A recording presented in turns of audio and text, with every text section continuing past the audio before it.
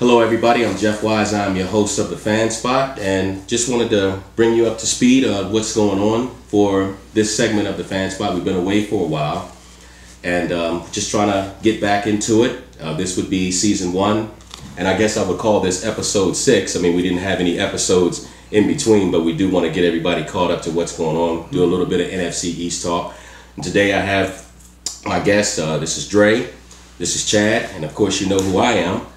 So here we are, week 6, talking a little NFC East football. So let's start with the Eagles. I look at this team, and honestly, this team is a mess. You know, I'm not sure what it is that's happening with them, but I see a lot of talent, and I think that for a few weeks now I've been waiting for this offensive explosion, and it hasn't happened. So, I mean, where do they go? I mean, I heard this morning that they fired their defensive coordinator as well. So now what? Right. Well, I just think that, you know, a lot of times, you know, it's just so difficult because you had so much, you know, so many dynamics, you know, as far as the players is concerned, and to have those guys gel, you know, it's difficult, but yet you still have veterans, you know, that can still help in the process.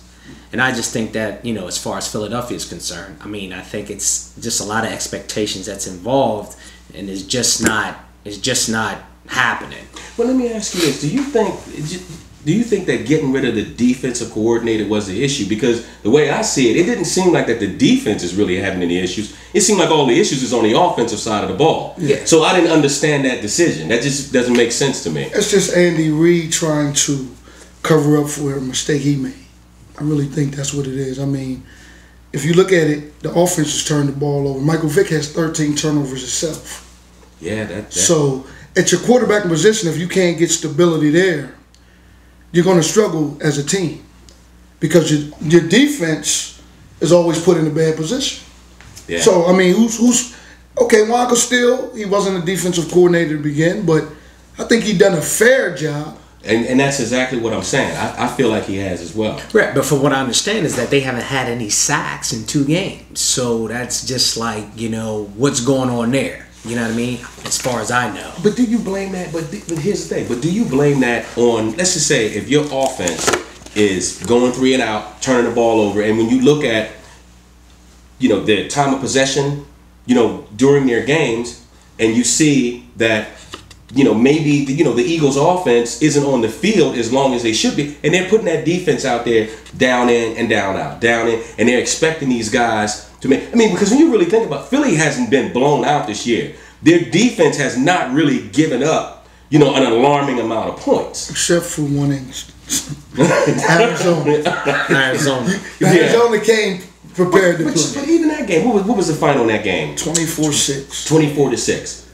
But now, when you think about that, though, 24-6, that's a winnable game. When you consider we're used to seeing the Eagles score 30-something points, right? And that's what I'm saying. So 24 points against their defense isn't anything that's out of the ordinary. It's just the fact that the offense couldn't put any points on the board. Arizona called the dogs off a little bit because the 24 was pretty much by the first half the game was over. I mean, with the adrenaline rush and they had the fans behind them, so Philly never recovered.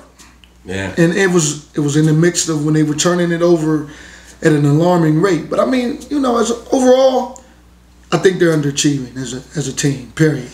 Yeah, and we all know how that is. You know? So don't you start that. Don't you start. Just saying. Don't you start. Here they go. This is what I have to do. Well, that's why I'm in the middle. Set them apart. Well, you know what? Well, here's the thing. I'm just going to let everybody know who we are and where we are placed here. You know, I'm Jeff Wise, and everybody knows that, and I'm the Cowboy apologist, as Chad liked to describe me. I like to say the Cowboy optimist.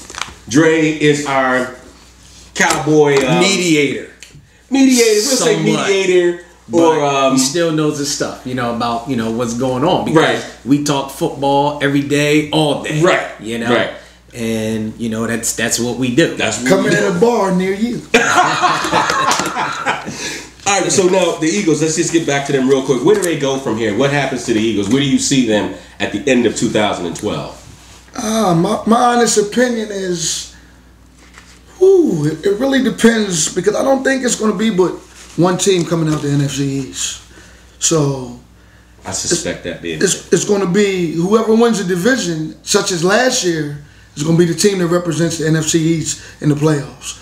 So right now we're all together. So whoever gets on that run, that's who's going to, take us home. Okay. Well, speaking of getting on a run, let's move on to the Washington Redskins. Looks like to me, I'll be honest with you, the Redskins are fun to watch. They are fun to watch. I like what they've done with RG3. I like watching that offense. They do have some issues on defense, but this team is getting to the point where they're getting a little scared. Yes, you're right. If you can see that look on my face, because when you say that RG3, we struggle with a quarterback in motion. So, they're gonna be a handful. They are going to be a handful, and the thing is just RG3, and it's starting to get comfortable. I think once the speed of the game just slows down for him. Absolutely, he's going to be a monster. Yep. And the thing is just that the system that they have that they brought to him, I think it favors his athleticism. Absolutely, But on that note, he can't take a lot of hits. He has to understand that, he got to live for another down. Right. Because he's taking those hits out of the pocket. Right. And once those running quarterbacks get out of the pocket, they're running back. Yeah. And I just go back to where, the Rams game where he was kind of saying, well, the guys is playing dirty. Once you out the pocket, right, it's free game. They're going to take shots at you. And you're a rookie. Right. Or they're going to come at you. They're going to talk to you. Right. They're going to get in your head. Right. So, as they say, remember. You've seen all the Subway commercials. They have seen them as well. Absolutely. They're looking like, this guy's a rookie. How does he have a commercial? And I've been in the league 5 years, 3 years, whatever. Right. But it's RG3. So when you're out of the pocket, you better get down. But I'll tell you something else I think is interesting about RG3 is I heard that after that, the Atlanta game, and he took that shot. And one of the practices that they had just before the game this past Sunday, he got his team to the middle of the field, and he promised his whole team that he's not going to put himself in harm's way so that he could be there for the duration of the season. And to me, even though he's a rookie, that shows a lot of leadership. Absolutely. To do that. Absolutely. And I think that what's happening with the Redskins is the team is buying into RG3. And when you get a team that starts to buy into a quarterback, it's a mental thing. That's the mental part of the game. They believe in him, he believes in them, and that's what you call a team. The Redskins, yeah, you're right. Yeah, they're scary. And the thing is as far as offensively, they have some weapons, but he definitely can make things happen. He definitely can make things happen. He absolutely can. Definitely. So where do we see Washington at the end of the season? Well, they'll be right there. As more comfortable RG3 gets, like you said, they're buying into this is the franchise player, and nobody feels disrespected. Nobody feels like he's stepping over his bounds. They turned it over to him. He has the keys to the car. Yeah. So, he has what? How many rushing touchdowns does he have? He has a few. We have it here. He has at least 5. I would say he has about 5 rushing touchdowns. Yeah, if I'm close, it's got to be. Yeah, he does. He has. Because he ran for 2 last week, so he might have 6. Yeah, he might have 6. And that's a double-edged sword that you got to deal with. And he's not running to run. Yes, he has 6 touchdowns. 6 touchdowns. Yep. He's not running to run. Right. He's running to make plays. He's running to make plays. He's not running saying pull the ball down. No, he's still making throws. His quarterback rating's 100. I was just getting ready to say, what I think is interesting to note is that through 6 games that he has a quarterback rating of 100.5. This guy's a rookie. And he's only thrown 2 INTs. And that means to me that means he's just going to get better. Right. And that's what I see. Barring injury. Barring injury. Barring injury. Gotta get down.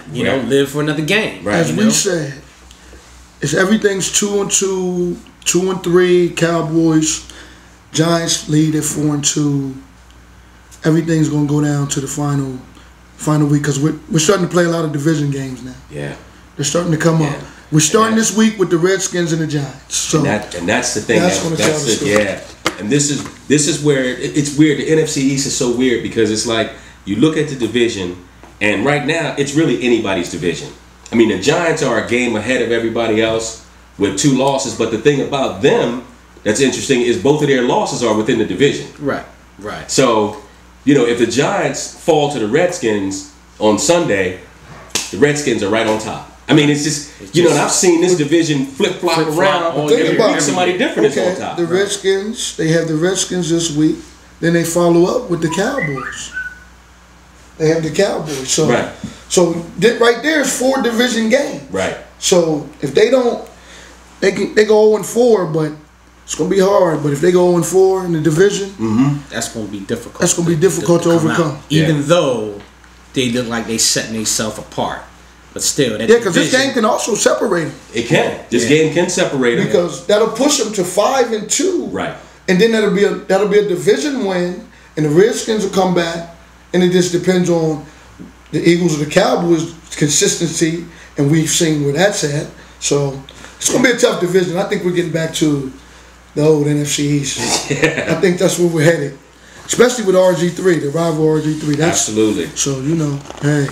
Let's move on to these New York Giants. Okay. The only thing I can describe the Giants, and this is just my perspective, I'll describe the Giants in one phrase: mental toughness.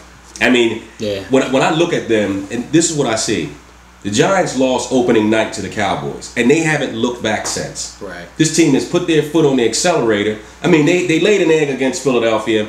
I mean, that's one of those games where the Eagles are going to get up for that game. Divisions, everybody knows each other, so those kind of games can go either way. But I've seen the Giants on a couple of occasions this season where a team has jumped out on them, and then they just explode and just hang a 40 burger on them and walk out of the stadium like, you know what I mean? Yeah, because it's not like, okay, well, let's say if they get up 2 touchdowns, like Cleveland, for instance. Right. They jumped out on them. And I'm sure everybody was like, "Oh my goodness!" Kidding? Right? I know I was. I was shocked looking at them. Well, it was just like nothing. And I told them, relax. The Giants got it. Just to relax. That's where Eli wants to be. Right. When you talk mental toughness, that's why when you say the Giants, that's why you had to put them ahead of each team in our division because of their mental toughness. Right. Because when it comes to tough times and games that you have to win, they come through. They come through. Even though he could throw 3 picks, like he's done already, but yet and still, you still gonna know what you get when you get Eli Manning. You're gonna get that toughness. You're gonna get that. I got this. Put it on my back. I believe in Eli. I think Deion Sanders said that. I'm still in that. Yeah, right. Because Eli, he's unflappable. He is. You can never tell by his demeanor what the score is of the game. You know what? And that's true. And that's what I'm talking about. It's just the mentality of this guy, the mentality of that whole team. These guys, man, I mean, they don't panic. Even in the Cowboys game, they were losing that game, but for whatever reason, I still didn't see panic in them. Right. And it was always a turnover here and there, and they right back in the game. Absolutely. Because I think that, we'll find a way to get them back in the game, and we didn't go there yet. No, we didn't go there yet. We ain't go there yet. But what I'm saying is I can see Chad is itching to get there. And what I'm saying the Giants, it comes from the attitude, from the coach. And the thing is that the attitude, he might be old school, but it's that hard grind out, I'm gonna knock you in the mouth type of attitude. Right. And that attitude just trickles down, right. Even though, it might not be a 55-0 or 35-0, but it's just the little things that they do and they do well. It's the little things that they do well. Tom Coughlin keeps notes on everything. Yes, he does. And that's your head coach. So when your head coach is that detailed, and when players are uncomfortable, that's when you're running a good system. Right. I mean, with the other teams in the division, we see a little bit of inconsistency as far as late penalties and flags that cost the game. To go back to the Redskins for a second, they're 3-3, but they had a couple other winnable games that, if they hadn't made some bonehead mistakes, I agree. I mean, they really had those games won. And you know what? But and also to their credit, in some of those games, there were, we still had the replacement refs at that time. Right. And there were some calls that were made in some Redskin games that ultimately put them in a position where, they couldn't quite get there. Right. And so you have to look at that. And I would say at least 2 games. I could see the Redskins right now having only 1 loss on their record had some of those games been called a certain way. So, okay, so this is what we're going to do. We're going to take a quick break, and when we come back, we're going to talk some Cowboys. Basically, as I said before, that this show today, this episode of the Fan Spot is dedicated to the Dallas Cowboys. So, when we come back, that's what we're going to do. Talk and I hope I don't have to separate these two. That's why I'm sitting in the middle.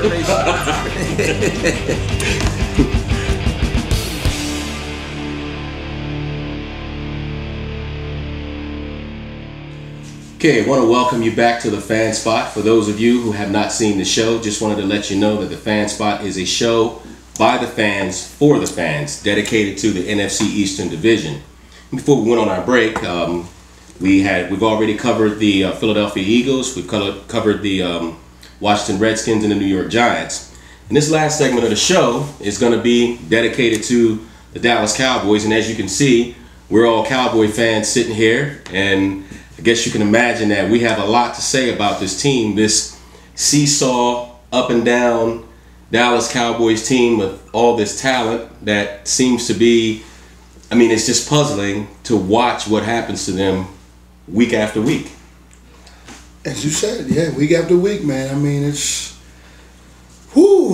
been a long ride, man. The continuity, I think, with the head coach and the owner, and I just think, it all starts from the top, man. When you got that cohesiveness, it shows in your ball club. But see, you know what? You see the talent. You see it. You see the talent. But you know what? I've been looking at this team, and one of the things that I feel like is part of their problem is mental. Part of their problem is it's like this. If you have a job and your boss is constantly on your back, over your shoulder, in your ear about every little thing that you do, it makes it difficult for you to perform. And when I look at this group of Cowboys, what I see them getting that from every angle. They get it from the media. I don't care what the Cowboys do or say. They're always under a microscope. And I'm not sure if this group of Cowboys can handle that kind of thing. And the reason why I say that is because when I compare this group to the Dallas Cowboys of, let's say, the 90s, you look at Michael Irvin and Emmitt Smith and Troy Aikman and Deion Sanders and Charles Haley, guys like that. See, they couldn't wait to get in front of the media. But you had Ken Norton. There was a defensive man. When things were hard and tough, yeah, he said dig in. Charles Haley was great. Charles Haley was great, right. But he made his impact on the field. Mm-hmm. But Ken Norton led the defense vocally, and Michael Irvin, he's like a Ray Lewis is now. Mm-hmm. He was a Cowboy that no matter what, defense or offense, he's like, come on, we got, get us this ball back, and we're gonna go down here and we're gonna score. Right. Minus all the off-field issues, on the field, we had Michael Irvin, Emmitt Smith, Troy Aikman. Then you had the ringleader, Jimmy Johnson, right, who put it all together. So when you look at the teams that we had since then, we've had mediocre coaches, so we've had mediocre play. But I don't necessarily know if I would call Jason Garrett a mediocre coach. And the reason that I'm saying that is because, number one, I don't think that he's really been given a fair opportunity to say that he's a mediocre coach. What I do know is I know that Jason Garrett hasn't been around long enough. And because when I look at all the successful teams in the league, what I see is a coach or coaching staff that has been in place for a while. Okay, but as far as Jason Garrett is concerned, I feel is that, it's like we talk about how we have to take that attitude. The attitude comes from the coach. Mm-hmm. Okay? And my thing is that, he's like the all shucks kind of guy. Whereas, there's certain situations in the game where you have to make certain adjustments in the game throughout the game. You can't have this script. Well, this is what we're going to do, regardless of what's going on. This is the path that we're going to take. We're not going to, differentiate at all. This is what we're doing. And during the game time mode, you have to adjust. You got to take what the defense is giving it to you. There's just a lot of things, whereas I think he's too smart for his own good at times. Too smart for his own good at times. Because it's a little simplistic things, like guys jumping off sides. That's coaching. That's coaching because but you don't coach penalties. You don't coach penalties, but they ought to know that that's football 101. Because Jimmy Johnson, when he was there, you liable to get cut. But you know what? But see, that's exactly what I'm saying. See, I don't know if I necessarily blame that on Jason Garrett, or if I put this on the players and say, these group of players, do they have the mental makeup? Because I almost feel like that the Cowboys play tentative. I almost feel like that they're always uptight. I always feel like that they have to mind their P's and Q's with everything that they do or say in the media. Can I ask you a question? One question, and not to cut you off. But now, when Jason Garrett took this job, he came in like, okay, he had that Jimmy Johnson mentality. We're going to make a change. Cut Leonard Davis. We're going to cut Leonard Davis. We're going to cut the center we had. We're getting rid of some of these older players. He started to do the Jimmy Johnson type, come in. And then he settled down pretty much. I'm not saying he's got to come in and make wholesale changes, but he came in like, he played under Jimmy. Right. So he had a mentality, and Jimmy's even said it. Jimmy, you said we were on a fishing trip, and Jason Garrett was talking to me about, do you know what play we're going to run this? And he's like, Jason, we're out here fishing. So that's when he said, too smart for his own good. You're thinking too far ahead. You're too much on the script. Change the script because the game changed. Sunday, poor clock management comes down to, since Romo's not in charge, Garrett saying, look, this is what we're going to do when we get in this situation. We got the ball back. This is what we're going to do. Right. And that's the same situation against Arizona. It's just this is not the first time this has happened. And the bad part about it is they're costing us games. We will find ways to lose football games. It doesn't even matter, and this is year after year. We find ways to blow big games on just silliness. This is just football 101. Okay, you got the guys that's up there in the press box. Do you know that, okay, here's the situation. We had a timeout. We had 26 seconds left. We didn't even realize that we was going to get the onside kick. I don't even think they were prepared for us to even get the onside kick. This is Sunday, mind you. Okay, we get the onside kick. Okay, and there's no sense of urgency. I mean, we could have ran at least 4 plays in that amount of time with a timeout.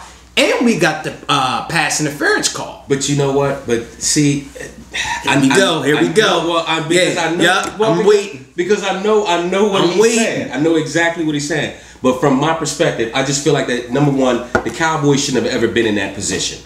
And the reason you're right. And they shouldn't have been. And the reason why is because, first of all, if you look at the stat, I don't have the stats on here. It was total domination. Total domination. You had 2 running backs that rushed for almost 100 yards. And you're right. But you know what? What did we get out of that? Well, let me tell you what we got. We got, and this is just my perspective again, I feel like that the officiating in that game was poor. We can't blame the officials. Yes, you can. You can blame the officials when Torrey Smith jumps up for a ball in the end zone and pushes your cornerback to the ground, and the officials throw a flag and they call defensive pass interference. You can blame that on the officials. You can clearly blame them. And this is what I think is so funny. So now are we going back to the replacement officials? Or? No, we don't want the replacement officials back. I'm not saying that. Is that what we had? I mean, it was a couple bad calls made. And they're going to be bad calls. Dominated this football game. Yes, they did. But here's the thing. I can accept bad calls because, the human eye can't see everything. But that particular play, it was clear that it was a pass interference. Maurice Claiborne got his head around, looked for the ball. The receiver is behind him. My question is explain to me, if the receiver is behind the corner is looking back for the ball, the receiver jumps up and catches the ball, how does the cornerback end up on the ground? Okay, well, it's simple. It's a home call. I mean, you get a home call. But here's the thing. So let's just say we take that touchdown off the board. The Cowboys beat Baltimore by 5 points. Well, okay, but the thing is, okay, bottom line. Okay, but you. In fact, guess what? We don't even have to worry about the onside kick or anything like that if that happens, because Baltimore only has 24 points on the board now. Okay, and my thing is, again, when I go back to in-game adjustments, yeah, okay, we might say that was a bad call, okay, but we still had another opportunity to win the game. And the fact of the matter is that for what we had at that point in time, 20-something seconds left, we in the middle of the field, we had a timeout, and this is even after the pass interference call. That was a 20-yard penalty. We run a 1-yard out pattern. We wasn't trying to win the game. You got to set your field goal kicker up. He's never kicked a 51-yarder. But you can run a down in the middle. They was giving us the middle. Okay? We still had that timeout to use. But there's a couple of different things that you got to look at here, Chad. Okay, I see your point. But think about this. Suppose, and just put yourself in the place of Jason Garrett. We were penalized 13 times in this game. See, if I'm a head coach, you know what I'm sitting there thinking? You know what? I don't want anything else to happen that gives us a penalty that takes us out of field goal range. So I'm not going to run another play. I'm not going to put us in that spot. I think that my field goal kicker, I'm going to trust my guy. He's never kicked a 50-yarder. Yes, that's what I'm saying. Yes, he has. Okay, we're outdoors on the road. Come on, that's too much pressure. Well, guess what? Why not get into the middle of the field, whereas versus a 50-yarder, maybe a 40-yarder, you had the timeout. I understand what you're saying. I really do. But on the other side of that is, again, to run another play. What happens if we run another play? Are we going to get illegal motion? That's the chance that you have to take. We'll never know. We'll never know. And here's the thing. Instead of being aggressive, we're going to take this down the field and get on out of here. But that's you play not to win, and you're going to lose. But they were playing to win. That's exactly they wasn't playing to win. They were playing to win. Jason Garrett was looking at it like this. He said, you know what? My field goal kicker, Dan Bailey, is almost an automatic guy. But you never kicked the 50-yarder. I understand that, but you still. But here's the thing: who do you trust? Did you think that Dan Bailey was going to miss that field goal? Absolutely, on the road. You know how much pressure that is. I didn't think he was going to miss that field goal. You want to know why? Because I'm gonna date it back to when we played the San Francisco 49ers a season ago, and Dan Bailey was in the same situation, and he made that field goal. Okay, but when we played the Giants last year in that same situation, Dan Bailey made that. No, it was the Arizona game. He made that field goal, and then the second one, right. So my point is we know that this guy has enough leg to do it, and that's what Jason said. But he had asking too much for him to do that. Whereas my problem is, okay, we made 3 trips into the red zone. Mm-hmm. We got total 6 points. Right. In this one juncture. Now, we scored on some red zone, but I'm saying, okay, Romo throws an interception. That's going to happen. Mm-hmm. But 2 other times when we're gashing them on the ground. Right. And we come up with 6 points. So we lose the game by 2. So if we get a touchdown on just one of those possessions, we win the game. And that's just being aggressive. Now watch this. How many times did you say we got into the red zone? 3. Oh, I'm talking about 3 different times we were in the red zone. That we only got 6 points. Now we were in the red zone probably 5 or 6 times. And guess what? And every time we got into the red zone, that's exactly what happened. That's when the penalty started. They flagged us every time we got in the red zone. And I mean, I'm sorry, but my opinion, and I mean, I know people are going to look at this and they're going to say, oh, you're biased because you're a Cowboy fan. No, I'm biased because I'm a football fan. And anybody that watched that game would probably agree that it was just coincidental that every time the Cowboys got into the red zone, we got penalized. We can't play that conspiracy theory. We can't do it. We cannot do it. We can't do it. Why can't you? Because my thing is that we as a team and as collectively as a team, okay, when we're on the big stage, we find ways to screw it all up. Whether it be the penalties, whether it be the interceptions, the turnovers, or whether it be clock management. We always find ways to lose big games when we're on that big stage. When's the last time the Cowboys won a big game? I'm talking about as far as, except for the game against the Giants, which is a divisional foe. You know you're going to play your best football. But we need that consistently, week after week Sunday night football. When they're in prime time, they always find ways to lose those games. They lost 7 or 8 in a row. Easy. Sunday night? Easy. So, I mean... We ain't beat the Giants yet at home. They own us in our new stadium. Now, how is that even possible? It's because it's not a football-friendly stadium. Right. It's more like a tourist attraction. Like a tourist attraction. And again... People come there, they love it. You seen Donovan McNabb when he first came there, he's doing Michael Jackson. And because you got the fans right here over, when they're going into the locker room, you got the glass with the fans. And they're just like, yeah, they're here having a party. And ultimately, like you said, it comes from the top. And the thing is, I just think that Jerry Jones is making so much money hand over fist. I mean, I know he's a passionate owner, but really, is it all just about the money? I mean, he wants to win, but yet it's just something about it. It's just something about it because he needs to have hands on. I just think that he wants to take all the credit for all the Cowboys' success, because I know that if you can get a John Gruden or Bill Cowher, he's going to want to bring in their staff. This staff that we got is handpicked. Bill Callahan, he was a terrible coach in Oakland. And my thing is, you get a high-profile coach, they want to bring in their staff. Jerry Jones is not going for that. Jerry Jones is not going for that because he feels as though that he's not in control. Yeah, you are in control. But you're signing the checks. But bring in a coach... Bring in a coach like Bill Parcells said. He wants, if I'm going to coach, I'm bringing in the groceries. But you know what? I'll tell you this. I do believe in Jason Garrett. I believe that, Jason, and here's why. I look at his structure. I look at his approach to the game, and I like what he does. I like where he's going. But I think that people need to give him an opportunity. Because you got to remember, Jason Garrett stepped in as the interim head coach in 2010 when we fired Phillips. Right. And then last season, they really didn't have an off season. Because they went through that. Everybody in the league. Right, everybody in the league. Right. And I'm not saying, but I'm just saying, his first full year. Just the same amount as everybody else. Right, but his first full year as a head coach, you don't get an off season. So you really don't have an opportunity to really fit your program or start installing your program like you want to. You had, some chances, but not a whole lot. Not like he did this year. So really, to me, I would say that this is Jason Garrett's first real season as a head coach. It is. Because this season, you had an off season. You were able to, sit down, draft some guys and do all those things. And so I think that this season... Who was drafted?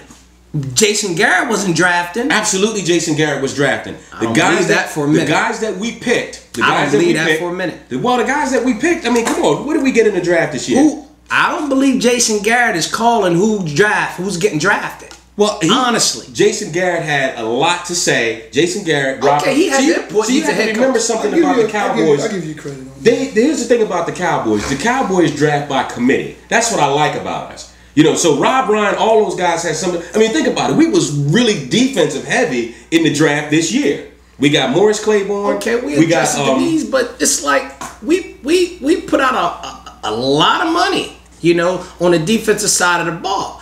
But I just still think $50 million, times, Brandon Carr. Yeah, I still think at times it's just like the deer in the headlights. And now Rob Ryan can't come with that excuse that, okay, well, I never had a whole all season. Yes, you did.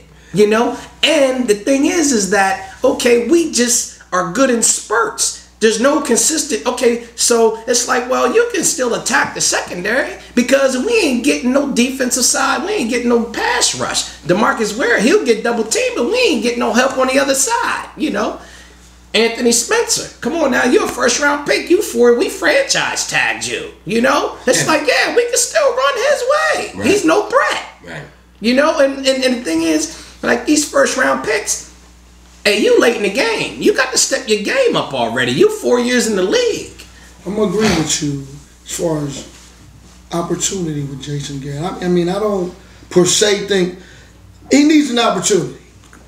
Like you posted Tom Landry's first 7 years. Right. He didn't win. Right. But this is a here and now league right now. So Jason Garrett's on the stage. He has opportunity. And I'm looking for him to do some things, and I want him to have opportunity, but I need him to start, holding his players accountable. I mean, now we don't know. I mean, Cowboys are hush-hush when it comes to that. Other teams are more vocal as far as accountability held from the head coach to the players. Tom Coughlin's He'll call you out. He'll call you out. He'll call you out. If he don't appreciate the way you played. Jason Garrett always comes on there with like a politician-type answer. You know, I mean, yo, if a guy played poorly, I mean, you ain't got to call him by name. Like, you can say a particular play, when you show me that you into the game, you're in tune, particular player jumps off sides when we're driving in the red zone. Those things, he just got to come out and say, those things can't happen.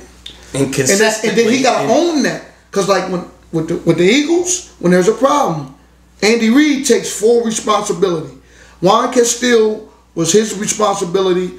Today, he rectified. I made a mistake. I love Juan as a person, he was a scapegoat, but in certain situations, the defense wasn't performing. They were performing to a degree. And on that note, we're going to take a quick break, and when we come back, we're going to finish up with the last segment of the Fan Spot, and we're going to continue with talking about these Dallas Cowboys, and I'm sweating over here, so they always get me so worked up. You got to crack a window. You know what I mean? We'll see you when we come back. Yes, sir. Yes, sir.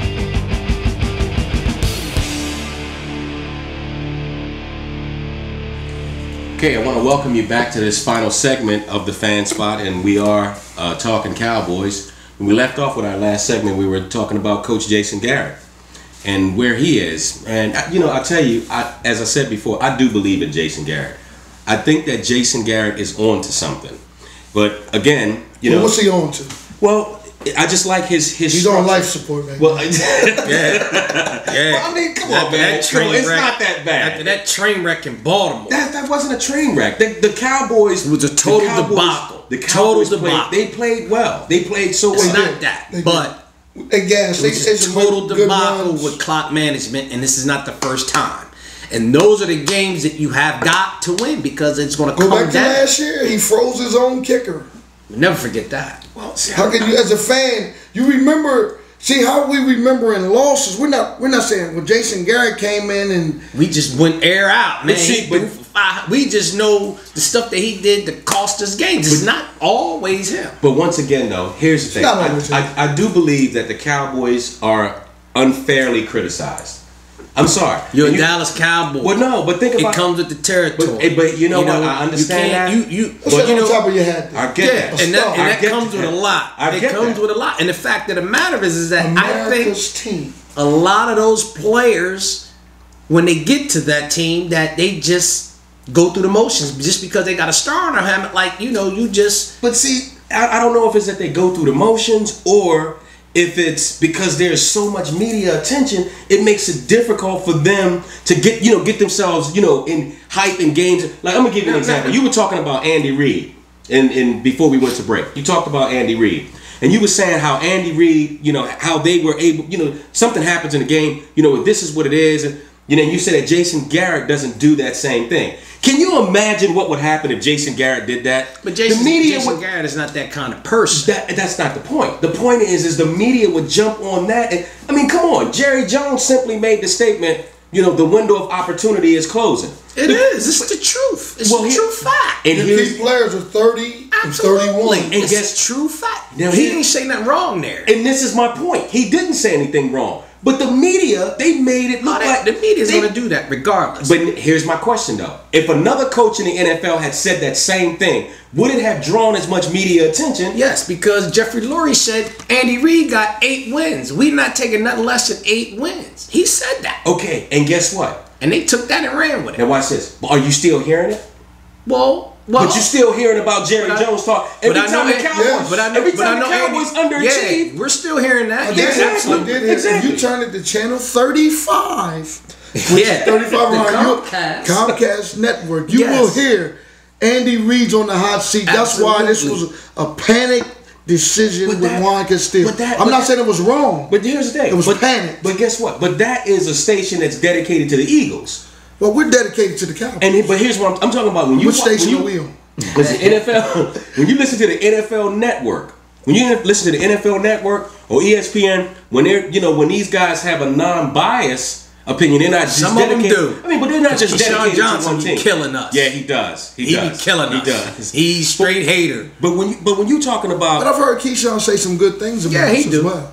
I mean, like not ever since T.O. was gone. Last week, because he was hurt because we got rid of him for T.O. Yeah. So, I mean, I understand where you're coming with the Jason Garrett. I understand it. He's not that type of guy, but you got Romo's your guy.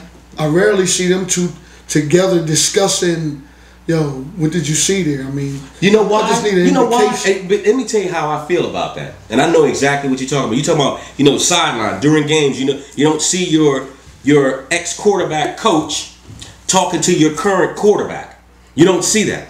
But I always feel like that anything that happens on the sideline with the Cowboys, if Jason Garrett goes over and says something to Romo, as soon as these guys get in their first interview, well, what did Jason Garrett say to you? And because it's not normal. Only because of the fact is that, it's not normal to see, but I'm sure as Cowboy fans, you want to see that because other teams do it. It's not a big deal. It's like, look, this is what we need to do. And here's the thing, and I feel like that what the Cowboys have done is they dialed themselves back so that they don't give the media anything to talk about. But we can't be playing for the media. We got to play for wins because that's costing people their job. I understand what you're saying. That's costing people, But see, here's the thing. But the media is always in our locker room. I'm telling you, man, you can go and turn on the NFL Network right now, and I guarantee you, something juicy about the Cowboys is on there. It's no more than anybody else in the league. That's not. See, I don't agree with that. It's no more media. Anybody else in the league. I mean, yes, because when you're over scrutinized is because